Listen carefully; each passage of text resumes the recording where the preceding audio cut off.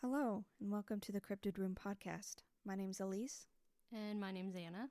Today, what we will be doing is reading from Reddit some scary, spooky stories. And then reacting to them. We have 3 stories for you. Sit back and get ready.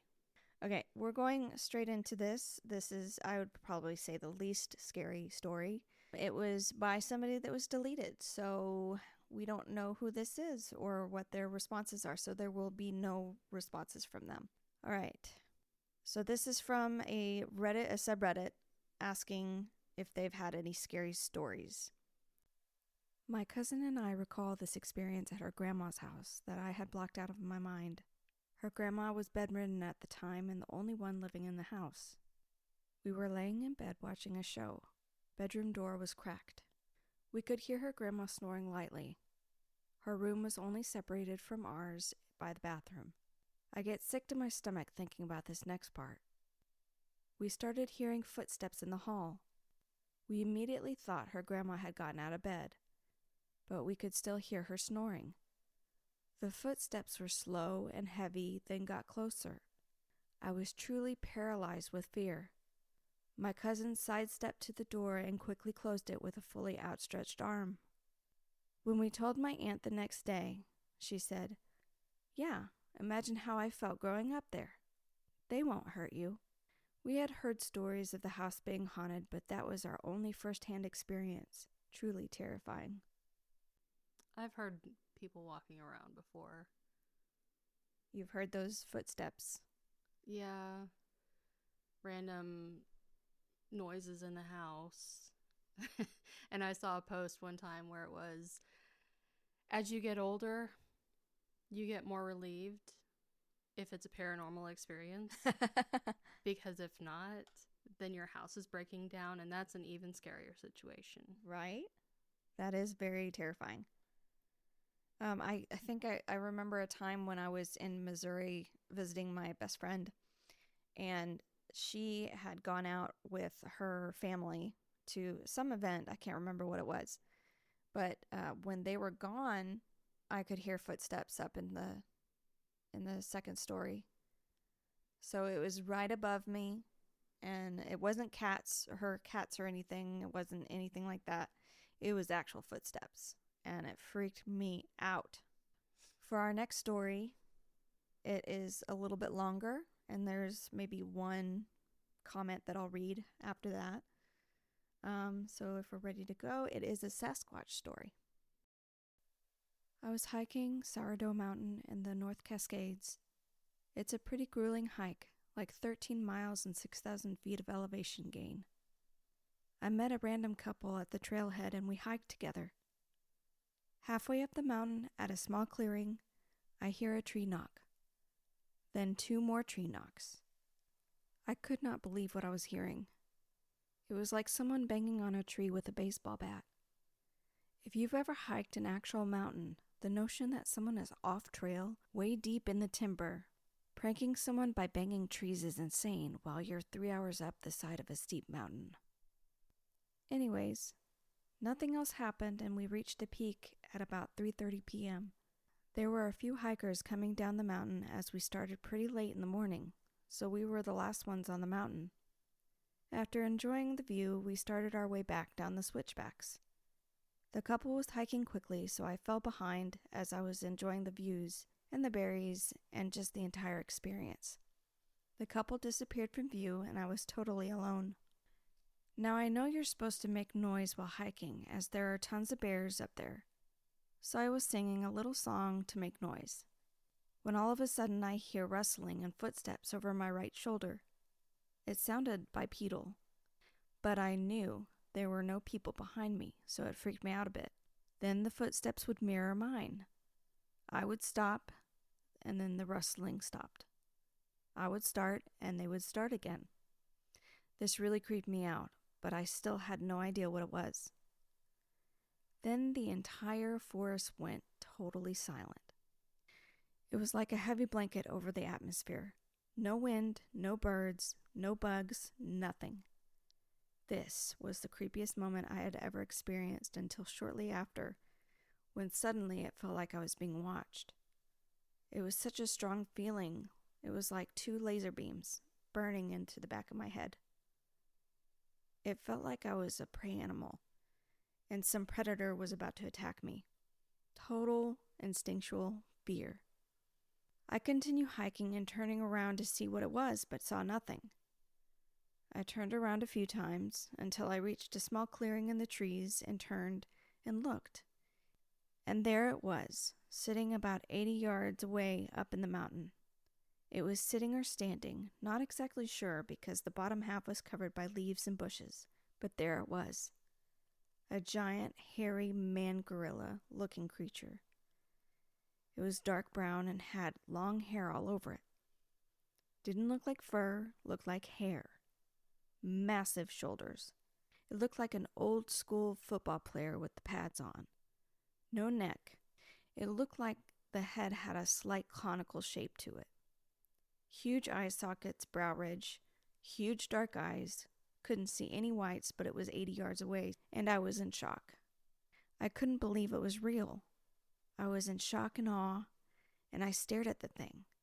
When I looked into its eyes, it was like I got total tunnel vision, and it was hypnotizing. It felt like I was in a trance, and I stared at it. I said under my breath, "Holy," and did a small, nervous laugh. That's when it moved its arms. It was so massive, and when it moved, that's when I snapped out of my trance, and my logical brain took over.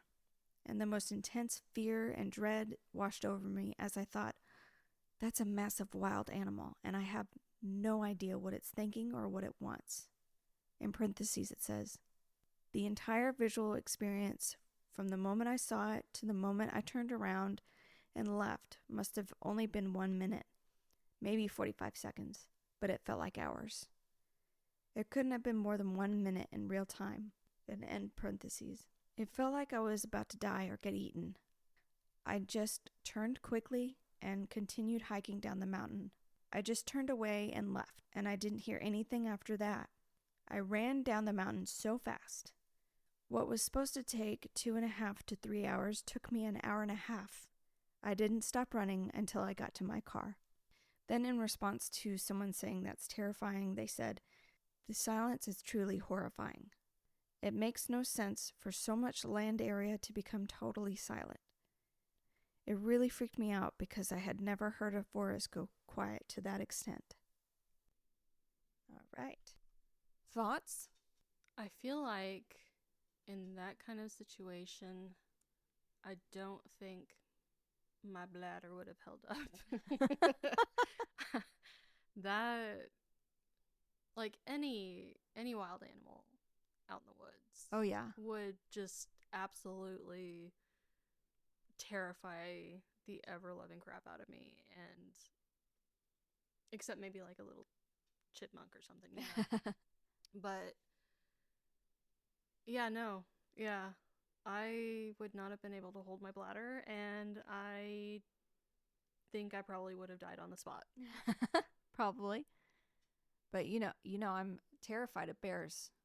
I think that's one of my biggest fears and why I don't go into the forest. The bears. The bears. So I can imagine how scary it would be to see a Sasquatch. And you know, I believe in Sasquatch. So it's kind of like how people say that they love whales, but they would be truly terrified to be swimming next to one. I think that I don't know if I'd be able to actually like see one. I have a fear of deep water anyways. Oh yeah. So, what's it called whenever you fear things that are huge? Oh, there's like propeller blades. Yeah. And icebergs under the water, Mm-hmm. and there's a word for it. There is a word for it. I just can't think of it on the spot at the moment. If any of our listeners know, please comment it. Okay. Do we want to go into the final story? Yeah. This time we're going to switch it up and Anna's going to read for you. All right. So this one is a ghost story. I grew up in a seriously haunted house, so it takes a lot for something paranormal to really scare me. I've seen things, heard things, you name it. Startle me? Sure. Scare me? Nah. There's only one time I've ever actually been scared. I lived in an apartment complex about 11 years ago, and other than some terrifyingly large wolf spiders, never heard or saw anything paranormal. Then the old dude who lived across from me had a party one weekend and his brother died. Alcohol poisoning. His body laid there for over 12 hours because everyone thought he was sleeping it off. After he passed, I would occasionally hear some odd sounds, but nothing major. Then one night, I was laying in the bed with my toddler waiting for her to go to sleep, and something blocked the light that had been shining into the room from the bathroom. I whipped my head up off the pillow and looked toward the door, and there was a black mass that was loosely in the shape of a person in the doorway. My whole body started tingling, and I squeezed my eyes shut for a moment because I was terrified and unsure if it was a real person who had broken in or something paranormal. I popped my eyes back open, and it was gone. So I hopped up out of bed and grabbed my shotgun and a couple of shells and took off after it. The only door into the apartment still had both locks locked, and the chain was still in place. Windows were closed and locked. I checked under every bed and inside all the closets and didn't find anything. I heard noises again, but after that, I never saw anything else. I moved a couple months later when my lease was up. So this is a comment left by them a little bit later. Ghosts existing was just a matter of fact where I grew up. It wasn't just me that saw them. The whole family did. Friends who visited saw them. Just as an example, there was one ghost, a boy with blonde hair and a blue shirt, that used to run past the windows outside, and my friends and I would make a game of trying to catch him. It wasn't until I was much older and had moved out of the state the first time, and I realized how bizarre that would be to most people. I grew up in central Appalachia, and most everyone accepts death, ghosts, and etc. as part of life. What do you think? That is terrifying. I don't know if I'd be able to stay in a house or an apartment where I saw something like that. I know from experience, staying with you a little while ago, when I was sleeping on the couch in the living room, I looked down the hallway to the front door and saw a figure. So it is terrifying. I had a lot of trouble falling asleep after that point. Even though I'm not afraid of the dark, I used to be afraid of the dark, but I'm no longer afraid of the dark.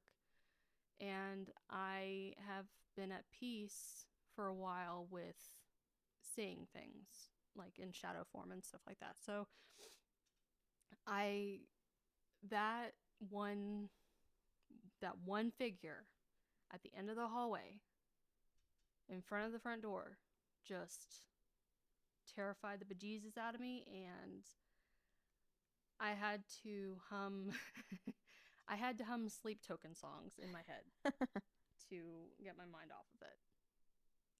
See, I've never seen that. The whole time living there, I've never seen it. I know that other people in the household have seen it, but I've never seen it. I think that there is a power that we all have where we own our power. So I think that a long time ago, I've put it out into the universe that I do not want to see anything. I don't know. I think I might just be too scared to see. I'm okay with hearing and feeling. I'm big on feeling. I can feel lots of things. Touching objects and yeah, exactly. So I can feel, I can hear, but I think that I've warded off seeing. What do you think about us having the power? Like you've blocked it off in what people would explain as your third eye, that you've blocked off being able to see out of your third eye? Yeah, I would say probably something like that. I just think, with my youngest son, sometimes he sees things, and I explain to him that you have the power. If you don't want to see it, you tell that whatever that is, that it needs to go away. And he's tried it, and it's gone away. He's not seen it ever again. So I think we have the power. And I think you can also, if they're an intelligent entity or whatever, you can reason with them in a way. Just be like, hey, bro, I'm good. I don't need to see you. I'm trying to sleep right now. I need my rest. So yeah, I think that that is definitely a thing. I'm glad I've not seen that, whatever you saw. How wild would it be to grow up in Appalachia? There's so many stories Yes. that I've seen in shows and read about and listened to on podcasts. Mm-hmm. That whole area is, I don't know if it's because of the mountain range and maybe there's like a gravitational kind of thing Right. that pulls in paranormal Well, it stuff. is the oldest part of the United States. It's the oldest area where, like, Pangea, Yeah, where that happened. yeah. The Appalachian Mountains are the oldest part of the United States. I don't know about that. Have you ever heard of the Wichita Mountain Range? I have. We used to live there. Yeah, we used to live in the shadow of Mount Scott. And I So was always terrified to drive up it. that that is pretty terrifying. It is. Yeah. So I would always get on the floorboard when my parents were driving up it. I remember in college, I went back to that area for college, and I remember I had a couple of my buddies with me, and we were, after a party, we woke up the next morning. We were like, "Hey, let's go on Mount Scott." Okay, cool. But I was the driver, Yes. and I Nope. was like, just keep looking at the center line. Don't look anywhere else. When I wanted to bury my head in the drive or in the steering wheel, it was like, no, You have to drive. I can't kill everybody in my car. So, but anybody else been around the Appalachian mountain range, grew up there? Do you have stories, personal anecdotes? Or the Wichita Mountains. Yeah, do you know what I'm talking about when I talk about driving up Mount Scott? Send us your stories at thecryptidroom@gmail.com. Let us know in your email whether or not we can read it on the podcast so that we can share it with our listeners. And you can also leave comments on any of the social media or podcast sites. We're on all podcast streaming services and pretty much on all social medias, right? I think so. TikTok, Instagram, Facebook. So go follow us. Give us a follow. Stay tuned for episode 2. Our schedule will be on Sundays, Tuesdays, and Thursdays. So keep your notifications on. You'll know whenever we drop a new episode. Don't forget to follow and support us, and like and share and comment, subscribe, all the things on all of our social media platforms and all the podcast platforms. Thank you for tuning in, and we'll see you next time. Bye.